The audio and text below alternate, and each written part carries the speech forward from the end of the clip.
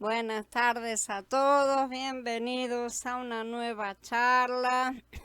Salom, Alfonso, Aníbal, Carla, Blanca, Jairo y Lina, Gaby, Jorge, Johnny, Meli, sean todos bienvenidos. Vamos a ver esta segunda parte del calendario profético de Yahweh. El plan de Yahweh de las eras a través de las Moedim, cuarta parte. Esta es Shavuot. ¿Cómo guardan Shavuot los hijos del reino? Después de dar instrucciones sobre la observancia de Pesach, Moshe habla de la fiesta de Shavuot porque los hijos de Elohim debían progresar de la fe de Pesach al bautismo del Ruach HaKodesh dado en Shavuot. Esta segunda fiesta se llama también fiesta de las semanas, como aparece en Devarim 16, 9, 10. Contará 7 semanas cuando comience la cosecha del grano. Entonces celebrarás la fiesta de Shavuot, semanas, para Yahweh tu Elohim, ofreciendo tu contribución voluntaria según te haya bendecido Yahweh tu Elohim. La cuenta comienza el día en que empezaron a poner la hoz en la mies, ¿sí? Cuando comienza la cosecha. Este era el día en que el sacerdote agitaba la ofrenda de los primeros frutos de cebada en el templo el primer domingo después de Pesaj. En Vayikra 23:14 se ordena al pueblo que no comiera de la nueva cosecha de cebada antes de esta ofrenda de los primeros frutos. Pero aquí en Devarim 16, Moshe dijo que ni siquiera debían cosechar su cebada hasta que las primicias hubieran sido ofrecidas a Elohim. En cualquier caso, este día fue el primer día de una cuenta de 7 semanas hasta Shavuot. Por esta razón se la llamó la fiesta de las semanas. El término Pentecostés es su equivalente griego porque significa el día 50. De modo que Shavuot siempre se celebraba 7 semanas después de la ofrenda de la gavilla mecida, que es Bikurim. Dado que la gavilla de cebada se agitaba en domingo, Shavuot también caía siempre en domingo. Shavuot recordaba el día en que Elohim habló a Israel desde medio del fuego en el monte, ¿no es cierto? Y todos escucharon los 10 mandamientos. Sin embargo, debido a que la gente en ese día se negó a escuchar el resto de la ley, insistiendo en que Moshe escuchara a Elohim y después le dijera lo que él había dicho, la bendición de Shavuot se pospuso hasta después de la muerte y resurrección de Mashiach. En verdad, el cuadro pintado muestra que la carne no acepta las cosas espirituales, ni tampoco puede entenderlas, como dice Corintiyim Aleph en el capítulo 2, pues el hombre natural no acepta las cosas que son del espíritu de Elohim porque para él son locura y no las puede comprender porque hay que discernirlas espiritualmente. Esto es porque la carne es enemiga de Elohim, ya que contiene la raíz de pecado satánica. Romaní 8:7 dice que la tendencia carnal lleva a la enemistad con Elohim porque no se sujeta a la Torah de Yahweh ni tampoco puede. Mientras que la ofrenda mecida en Bikurim, o sea, primero frutos, era de cebada, la ofrenda pentecostal de 2 hogazas de pan se hacía con trigo. Observarás la fiesta de Shavuot, semanas de los primeros frutos de la cosecha del trigo y la fiesta de la recolección a fin de año, dice Shemot 34. Otro contraste es que la cebada se mecía durante un tiempo de panes sin levadura, ¿no es cierto? Está dentro de la fiesta de los matzot, mientras que la ofrenda pentecostal se ofrecía con panes con levadura. Deberán traer de sus establecimientos 2 hogazas de pan como ofrenda de elevación, cada una hecha de 2 décimas de medida de harina selecta, horneada después de leudada, como primicias para Yahweh. Ya estudiamos esto antes y sabemos que estos panes eran aceptados a pesar de su levadura porque no eran quemados, no eran ofrendas que se colocaran sobre el altar. Sobre el altar no puede ir nada que tenga levadura. La cebada entonces representa a personas incorruptibles, comenzando con Mashiach mismo, que es la gran primicia, mientras que el trigo representa a los creyentes corruptibles que necesitan disciplina extra para escribir la ley en sus corazones. Las cebadas son los vencedores que serán levantados como los primeros sacerdotes, mientras que el trigo representa al resto que serán presentados más tarde. Todos llegan al mismo final, sí, pero algunos corren la carrera por amor del Adón. La única razón por la que la compañía del trigo es aceptable para Elohim es porque como el pan de trigo exactamente lo mismo, se cocina en el fuego. O sea que pasa a través de la aprobación de la ley. Y este es un tipo del bautismo de fuego que nos es mencionado en Lucas en el capítulo 3. En cambio, la gavilla de cebada se presenta la gavilla, o sea, no está cocinada ni está elaborada como pan, no ha sido tocada. Contando el Omer.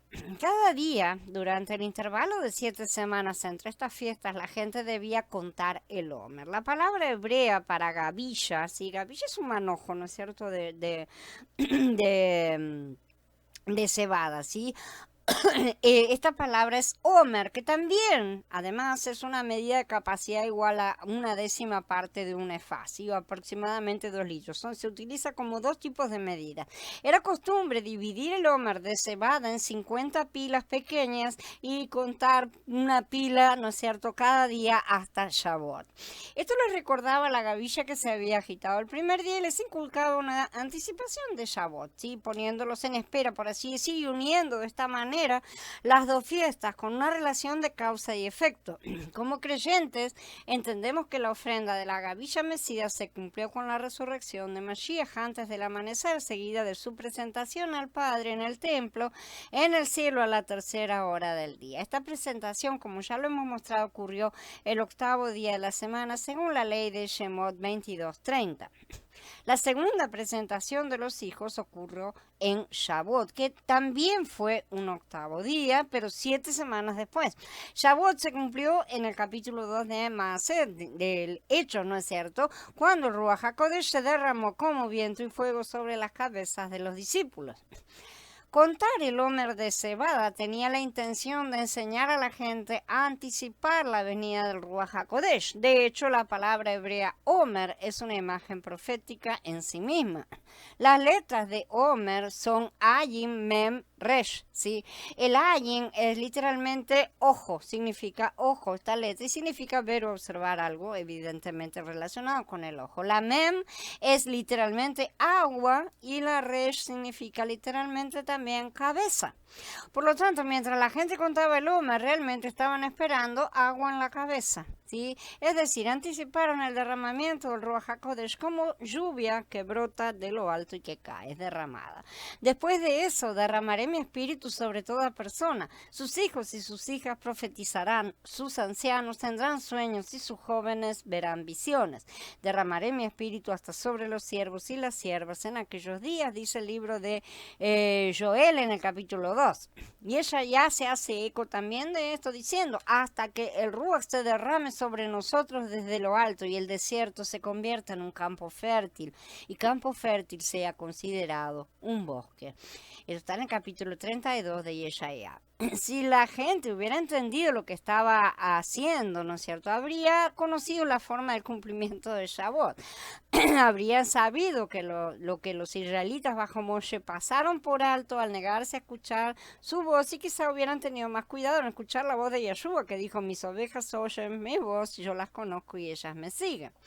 Shavuot entonces es para aquellos que escuchan la voz de Elohim a través de Yeshua HaMashiach y lo siguen. No alcanza con escuchar, ¿está?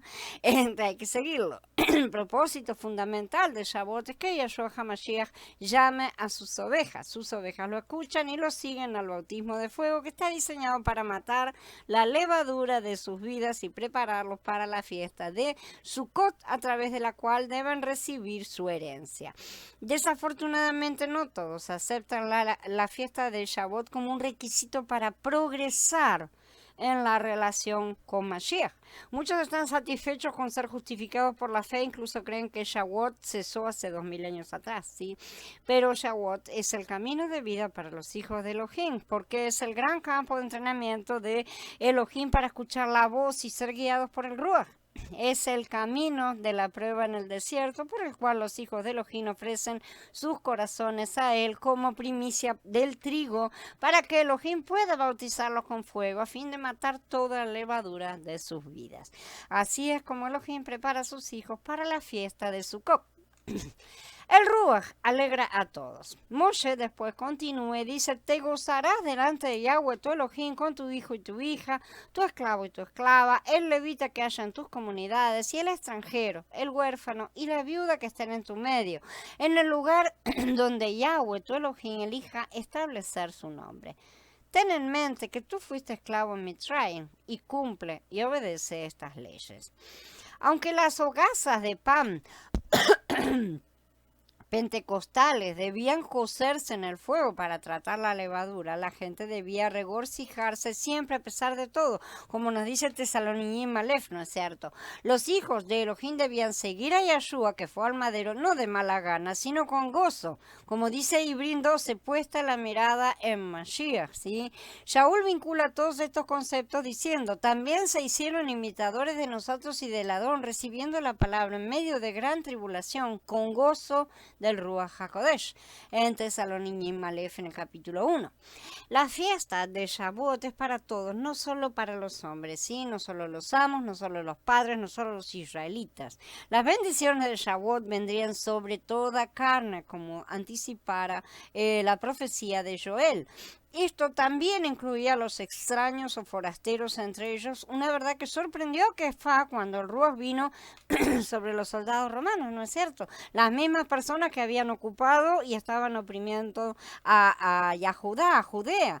En más 10 leemos cómo Kefá fue llamado a la casa de Cornelio, el centurión romano, ¿no es cierto?, para predicar la Besorá. Mientras Shimón Kefá todavía hablaba estas palabras, el Espíritu de Santidad bajó sobre todos los que oían el mensaje, y los creyentes que habían venido con él, que eran de los circuncisos, quedaron asombrados, porque el don del Espíritu de Santidad se derramó también sobre los gentiles, pues los oían hablar en otros idiomas y glorificar a Elohim. Entonces Kefá preguntó, ¿acaso puede alguien negarles el agua de la inmersión a estos que han recibido el Ruach HaKodesh igual que nosotros? Esto está en el capítulo 10 de Maaseh, el libro de Hechos. Kefá y sus amigos circuncidados no deberían haberse sorprendido de esto, porque el Ruach HaKodesh ya había llegado a una ciudad de Samaria. En el capítulo 8 del libro de Hechos, el apóstol Felipe fue el primero en predicar la Besorá en Samaria, y cuando la gente creyó, envió por Kefá y Yahanan. Cuando los apóstoles que estaban en Jerusalén oyeron que los de Shomron, Samaria, habían aceptado la palabra de Yahweh, les enviaron a Shimón Kefá y a Yahanan. Estos bajaron allá y oraron por ellos para que recibieran el Ruach HaKodesh, porque hasta entonces no había descendido sobre ninguno de ellos, tan solo se habían sumergido en el nombre del Adón Yahshua. Enseguida les impusieron las manos y recibieron al Ruach HaKodesh. Esto está en el capítulo 8 de Maaseh. Recuerden que los samaritanos no eran considerados como parte formal del pueblo de Elohim, porque se habían contaminado y se habían mezclado mucho con otras tribus a través de cuando estuvieron todos en el exilio y estuvieron intercambiando, porque esa era una costumbre asiria muy antigua, de intercambiar poblaciones de un país con otro país, de los ya conquistados, evidentemente, para que no se levantara, para que se perdiera el sentido del nacionalismo, justamente no se levantaran revueltas. Si los judíos entonces hubieran entendido las palabras de Moshe en Devarim, no les habría sorprendido la generosidad de Elohim. Desafortunadamente fueron criados en una cultura que creía que las promesas de Elohim se daban solo a los israelitas genealógicos. En breve vamos a estar estudiando un poco acerca de la historia de todas estas cosas y cómo y por qué surgieron y se fomentaron más todavía las divisiones, ¿sí? Porque esto es muy importante para todo lo que estamos por estudiar más adelante. Por esta razón lo sorprendió realmente cuando Elohim derramó inesperadamente su ruach sobre otras personas que creían, incluso los odiados romanos, ¿no es cierto?, que formaban parte del reino de la bestia de hierro de Daniel, ¿sí?, que fueron considerados enemigos de Elohim. Moshe extendió Shavuot incluso a los extranjeros entre ellos. Él reforzó esto en el Pasuk 12 al recordarle a Israel que ellos también habían sido extranjeros en la tierra de Egipto.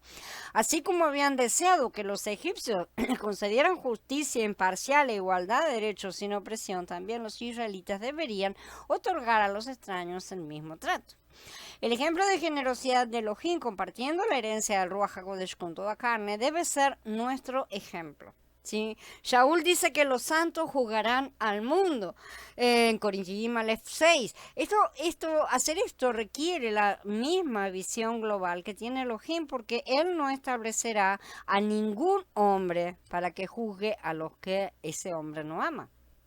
Por lo tanto, los hijos de Elohim deben exhibir el amor de Mashiach, predicho en la ley, manifestado en la vida y enseñanza de Yeshua. Shalom, Blanca, Katy, bienvenidas. El plan de Yahweh de las eras a través de las Moedim, parte 5. Ahora vamos a hablar de Sukkot y esta es la primera parte. ¿Cómo guardan Sukkot los hijos del reino?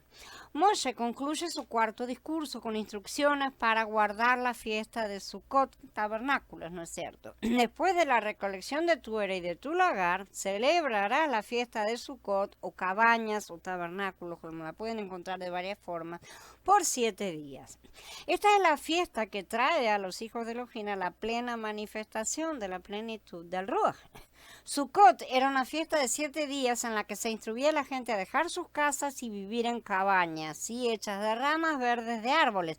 El primer día ustedes tomarán el producto de árboles hermosos, ramas de palmas, ganchos de árboles frondosos, sauces del arroyo y se gozarán delante de Yahweh su Elohim por 7 días. Debían leer durante ese tiempo el libro de Devarim justamente y meditar en la palabra para que la ley fuera escrita en sus corazones por el Ruach HaKodesh. Mientras la gente meditaba sobre la palabra, los sacerdotes debían ofrecer sacrificios más allá de su ritual diario normal. El primer día de la fiesta ofrecieron 13 toros. Esto está en el libro de Bamidbar, números en el capítulo 29. El segundo día ofrecieron 12 toros y continúa también en el mismo libro. El tercer día ofrecieron 11 toros y continuaron este patrón descendente hasta el séptimo día, cuando ofrecieron solamente 7 toros. Al final de la fiesta habían ofrecido 70 toros en total. El Talmud en esto ha interpretado correctamente y dice había 70 bueyes para corresponder al número de las 70 naciones del mundo. En otras palabras, esta fiesta habla proféticamente del plan divino para que todas las naciones sean incluidas en el reino de Elohim. El comienzo de las naciones establecido en Bereshit 10, ¿sí? Enumera 70 en total, recuerdan. Por lo que el número 70 representaba el número de todas las naciones que serían restauradas al gobierno de Yeshua HaMashiach. Por lo tanto, los 13 toros ofrecidos el primer día de la fiesta significan las naciones en rebelión, pero a medida que avanza la fiesta, el último día termina con 7 toros, que es el número de perfección. El número 70 también se ve en la vida de Adán, por ejemplo. Adán murió a la edad de 930 años, o sea, 70 años antes de ver la gloria de Elohim, que serían 1000 años, ¿no es cierto? Por lo que 70 también es un número de restauración. Cuando todas las naciones sean restauradas a Elohim, como profetizan los 70 toros, entonces la humanidad representada por Adán dejará de estar destituida de la gloria de Elohim, como nos dice Romaní en el capítulo 3. Y así dice Edersheim, es un autor judeo cristiano que ya ha fallecido porque es del siglo 1800, ¿no es cierto? Desde el 1800, en la página 239, yo les dejo el link online, ¿no es cierto?, de su libro El Templo. Si el comienzo de la cosecha había señalado hacia atrás el nacimiento de Israel en su éxodo de Egipto y hacia adelante al verdadero sacrificio de Pesaj en el futuro, si la cosecha del trigo estaba relacionada con la promulgación de la ley en el monte Sinai en el pasado, con el derramamiento del Espíritu Santo en el día de Pentecostés, la acción de gracias por la cosecha en la fiesta de tabernáculos recordaba a Israel. Por una parte, su morada en tiendas en el desierto, mientras que por otra parte señalaba a la cosecha final, cuando la misión de Israel quedaría completa y todas las naciones congregadas alrededor del Adón. Este libro fue escrito a finales de 1800, ¿sí? De manera que, como podemos ver, este tipo de conocimiento no es novedoso y basta solamente leer a aquellos autores que realmente fueron inspirados, a pesar de que hayan tenido todavía faltas en cosas, tuvieran que limpiar muchas cosas de cualquier manera. Vemos que hay mayor sabiduría que en la mayoría de las cosas que uno puede encontrar en internet hoy. Este es también el día de agitar las ramas, ¿no es cierto? Este concepto también fue presagiado en la ceremonia de circunvalación en el templo. Esto vamos a hablarlo acá. Esto se hacía en el séptimo día de la fiesta de Sukkot. Edersheim también explica esto y dice, mediante otra ceremonia que tenía lugar al término no de los sacrificios diarios, sino de los festivos, se expresaba un simbolismo especial. En cada uno de los 7 días los sacerdotes formaban una procesión y daban la vuelta al altar cantando, oh, obra ahora salvación Yahweh, oh Yahweh da prosperidad. Esto es desde el mismo 118. Pero en el día séptimo, el gran día de la fiesta, sí daban la vuelta al altar 7 veces, recordando cómo habían caído las murallas de Jericó en circunstancias similares y anticipando cómo por la interposición directa de Elohim, las murallas del paganismo caerían ante Yahweh, la tierra quedaría abierta para que su pueblo entrara y la poseyera. Esto profetizó de los 7000 años de la historia del reino, ¿no es cierto? Los muros de Jericó caerían en el séptimo día para que, como nos dice Yahanan, el reino del mundo se haya convertido en el reino de nuestro Adón y de su Mashiach, ¿sí? La caída de Jericó en los días de Yahoshua profetizó de un día posterior, evidentemente, cuando toda la resistencia al gobierno de Mashiach colapsaría por el poder del Ruach HaKodesh y la palabra de Elohim.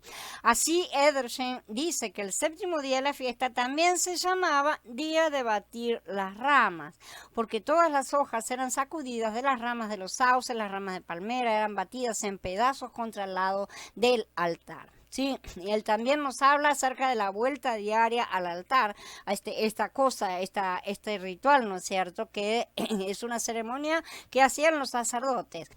Si bien no había un mandato directo en la ley para hacer estas cosas, porque no está en las escrituras, y sin embargo profetizaron verdaderamente.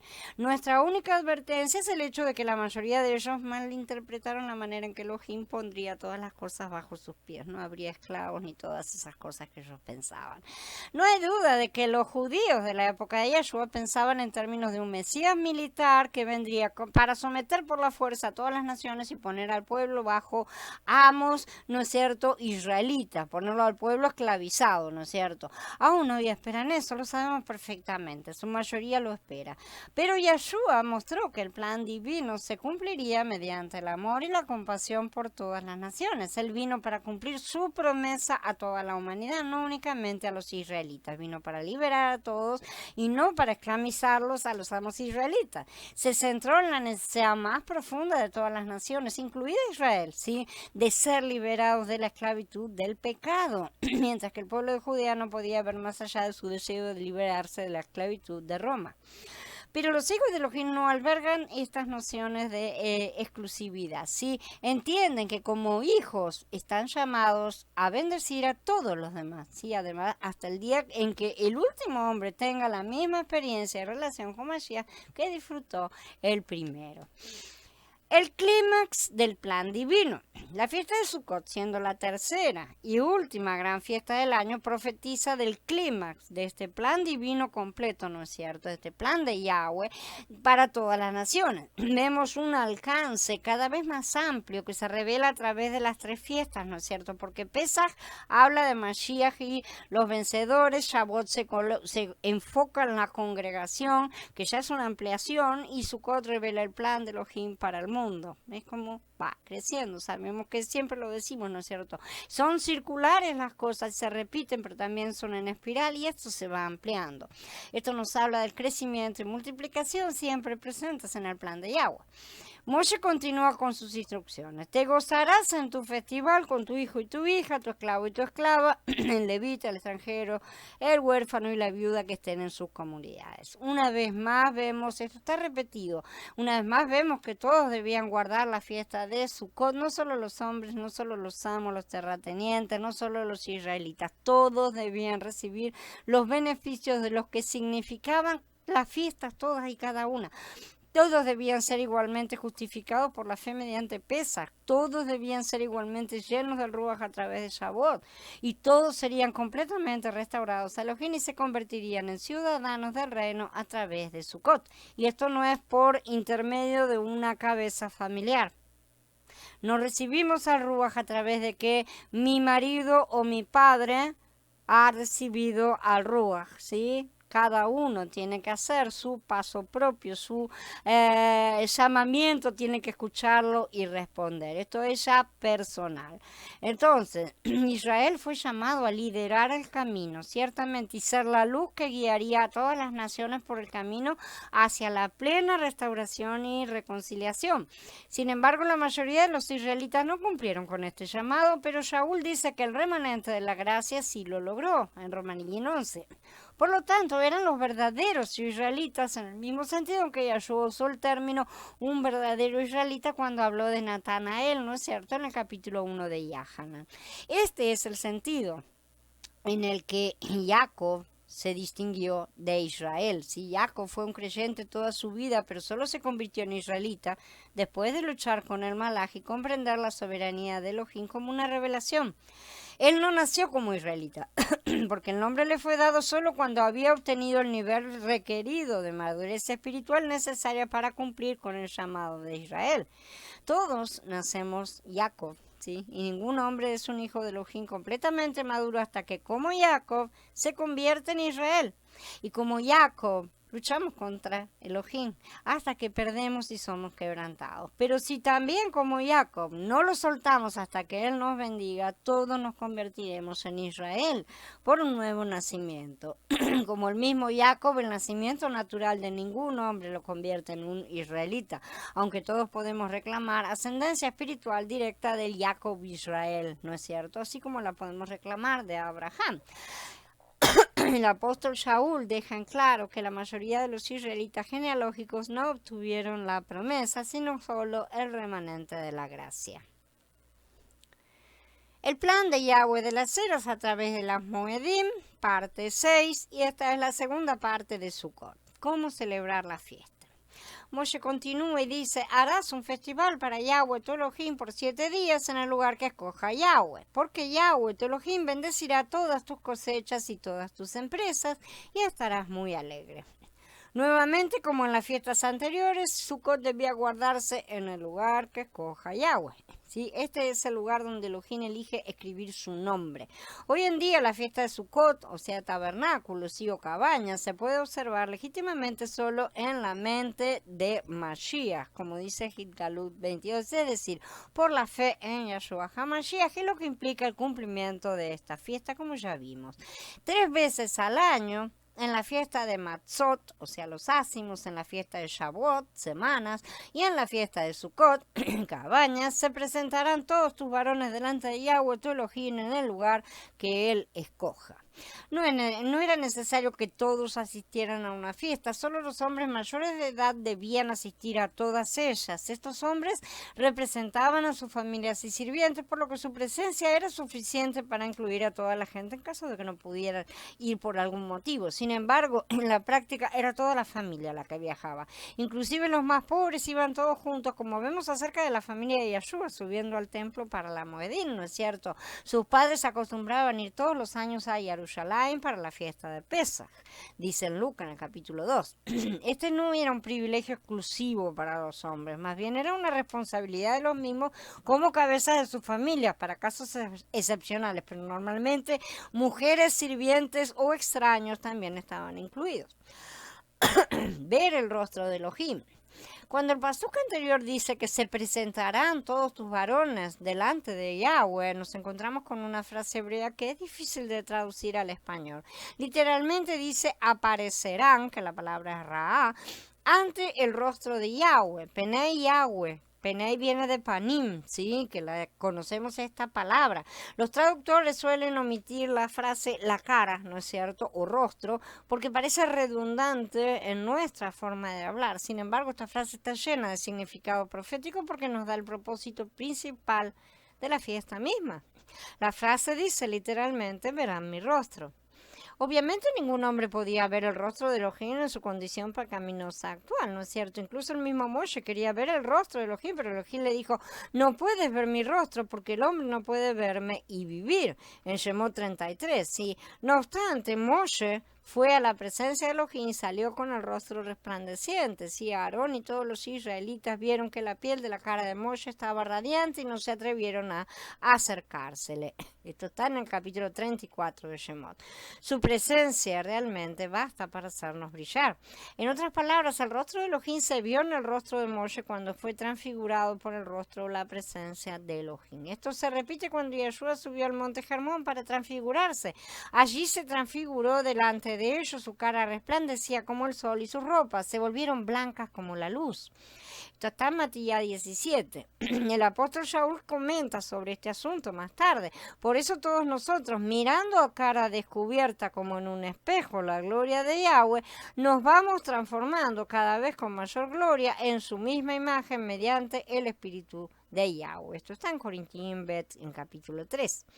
Shaul discutió el significado de este incidente en la vida de Moshe y cómo tuvo que cubrirse el rostro con un velo debido al temor y la incredulidad del pueblo. Se suponía que el pueblo vería el rostro de Elohim en Moshe, pero su miedo los mantuvo alejados. En esencia, cada una de las 3 fiestas fueron oportunidades para ver el rostro de Elohim, pero la gloria de Elohim estuvo velada hasta un momento posterior llamado la revelación, ¿no es cierto?, o el apocalipsis, que todavía está a futuro. Por la misma razón, la gloria de Elohim fue velada por una nube en el monte, y la misma gloria fue escondida por un velo en el lugar santísimo. El velo comenzó a quitarse después de Pesaj, cuando Yeshua cumplió en el madero con su parte, ¿no es cierto? El velo fue quitado de los rostros de unos pocos en ese momento, cuando recibieron la revelación de la mente de Elohim. En Shavuot se reveló más todavía cuando se dieron las arras del Ruach, pues el que nos preparó para esto es Elohim, quien nos ha dado el anticipo del Espíritu. Dice Corintios Bet en el capítulo 5. Cuando haya llegado el cumplimiento histórico de Sukkot, el velo se quitará en el sentido más literal y completo, si ya que aquellos que son espiritualmente maduros, o sea, como vencedores, podrán ver el rostro de Elohim sin restricciones. Estos luego serán llamados a ministrar al resto de la congregación de una forma activa, en conexión, ¿no es cierto?, con los dos planos y entre la congregación y el mundo, para llevar a todos a ese lugar de madurez y revelación, para que ellos también puedan ver a Elohim cara a cara y en vivo. El cumplimiento de Sukkot será la fecha límite para estar entre los primeros en experimentar la presencia de Elohim por completo, pero de ninguna manera es una fecha límite final, ni exclusiva ni excluyente. Aquellos que sean considerados dignos, aquellos que sean guiados por el Ruach en la arena de Shavuot, serán los primeros en madurar como hijos, ciertamente. A eso se les dará autoridad en la tierra para que lideren la gran obra en la era venidera. De hecho, será el comienzo del mayor esfuerzo evangelístico de la historia, por así decir, porque habrá una multitud de verdaderos israelitas que mostrarán al mundo la verdadera naturaleza de Elohim, tal como se revela en Yeshua HaMashiach, tal como el Padre ordenó que todo fuera unificado en su Hijo amado. Todavía estaba él hablando cuando una nube brillante les hizo sombra y se oyó una voz que salía de la nube diciendo: "Este es mi Hijo amado en quien me complazco, escúchenlo a él". En otras palabras, Yahweh estaba declarando que Yeshua es el resumen y la manifestación plena de la ley y los profetas, porque junto con Yeshua estaban Elías y Moshe, y que debemos escucharlo a él para saber cómo guardar tanto la ley como los mensajes de los profetas. Yeshua no trajo ningún mensaje nuevo, vino a llevar todos los mensajes parciales a su plenitud. Lo mismo, él mismo es esta plenitud y es a través de él que tenemos que poner en práctica todo lo que los israelitas no pudieron hacer antes. Y no es para tirar todo a la basura tampoco.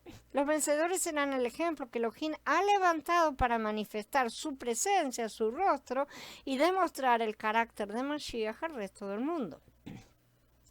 El fruto de Sukkot. Moshe concluye su discurso con una instrucción final. No se presentarán delante de Yahweh con las manos vacías, sino que cada cual traerá una dádiva según la bendición que le haya otorgado Yahweh, su Elohim. Cada hombre tiene un nivel diferente de fecundidad con el que Elohim lo ha bendecido. Estos son sus talentos y con ellos debemos producir. A uno le entregó 5 talentos, a otros 2, a otro 1 y a cada uno conforme a su capacidad que es también Yahweh el que la da. Y luego se fue lejos. Enseguida el que había recibido 5 talentos fue y negoció con ellos y ganó otros 5 talentos. De la misma manera, el que había recibido 2 ganó también otros 2. Esto lo vemos también. Esto está en Matías 25 y lo vemos también en Matías 13. Pero el que se sembró en buena tierra, este es el que oye el mensaje y lo entiende. El que de veras lleva fruto y produce, uno a 100, otro a 60 y otro a 30%. Darle a Elohim los frutos de cada temporada es reconocer la soberanía de Elohim y el derecho a ser obedecido, que es suyo y le pertenece. Esta actitud también reconoce el hecho de que sin el trabajo de Elohim no tendríamos ningún fruto. ¿Cómo podría el hombre producir cosechas sin la provisión de Elohim de tierra, sol, agua y aire? ¿No es cierto? Básico, estamos hablando de lo físico, por lo tanto somos socios y colaboradores de él en la tierra, tanto la física como la interior. Elohim ha estado cultivando durante miles de años. Cuando los hijos de Elohim finalmente vean el cumplimiento de Sukkot como un cuerpo colectivo, ¿sí? Se convertirán en el vino nuevo que se derramará sobre la tierra en Sukkot. Estos son solo los primeros frutos del resto del vino, porque los hijos de Elohim darán fruto en el siguiente nivel. El fruto de su trabajo resultará en una gran cosecha en la era venidera. En última instancia, el fruto de nuestro trabajo no es grano ni vino, sino personas. Estos son los frutos de nuestro trabajo que Elohim requiere que le llevemos. Nosotros crecemos y producimos frutos que contienen en sí mismo la semilla de la especie a la que pertenecemos, es decir, la semilla de Mashiach, evidentemente. No somos únicamente llamados a producir frutos, sino también a llevarlo, a negociar y obtener ganancias, ¿sí? Cuando llevamos frutos, estamos llevando a otros la semilla que será sembrada en sus tierras interiores. De su fertilidad dependerá el fruto que produzcan, pero aún así será contado como fruto nuestro, ¿sí? Producido por la semilla que nosotros lanzamos.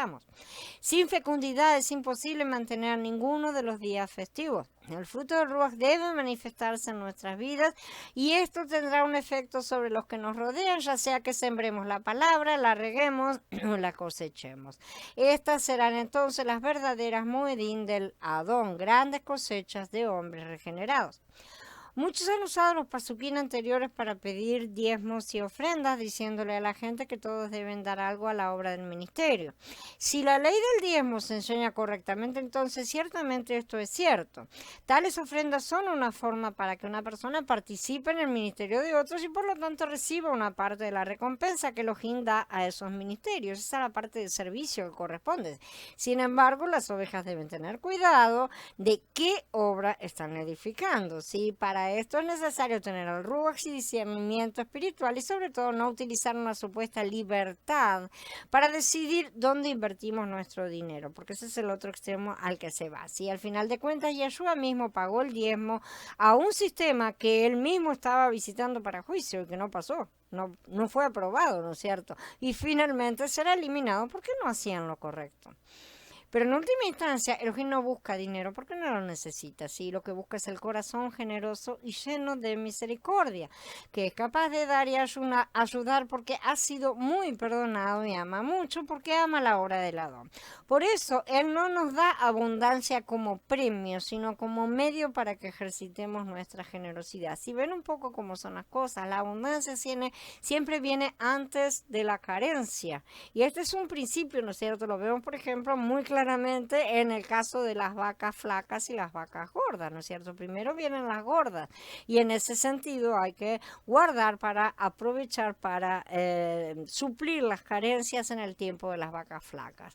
Eso también aplica evidentemente a que los que reciben más necesitan compartir con los pobres. Por eso él dice que los pobres siempre los tendremos entre nosotros. Inclusive muchas veces nos pide mucho más que de nuestra que nuestra carencia, ¿no es cierto? Cuando nosotros mismos nos consideramos pobres, retiremos para dar generosamente a otros. Por eso declara que siempre tendremos a los pobres, ¿no es cierto? Son un medio de disciplina del Ruach y uno en el que la mayoría falla desde siempre. Parece ser que el egoísmo es una de las raíces más profundas de nuestra raíz de pecado. Entonces ciertamente debemos contribuir a la obra de una u otra forma, según el Ruach nos empuja, con bienes y o con trabajo o con lo que él dispone en realidad para que aprendamos a levantar tesoros en el cielo. Si pagamos los impuestos del sistema satánico con mucha mayor generosidad, deberíamos contribuir al tesoro de la obra, proveyendo y supliendo las necesidades de la obra. Necesitamos saber cuáles son los impuestos más importantes que tenemos que pagar. Entonces, si así hacemos, no estaremos dando dinero, sino dando fruto. Esta es una cosa muy diferente porque estaremos aprendiendo la generosidad, la misericordia que están por detrás de esta disciplina que el Padre quiere que aprendamos, y fruto de generosidad y de amor por el reino y por los demás. Al final Elohim está buscando frutos, y las ofrendas monetarias son solo un medio para alcanzar ese fin. Si el verdadero fruto que Elohim siempre ha deseado es el dulce fruto del Ruach, y ese es el objetivo de nuestra filiación. Bien, ahora sí, habiendo terminado, vamos a dar por encerrada la charla y nos vamos a ver mañana, ¿sí? en la siguiente charla. Les agradezco a todos la participación. Nos vemos mañana en todo el resto de las cosas. Shalom a todos, hermanos.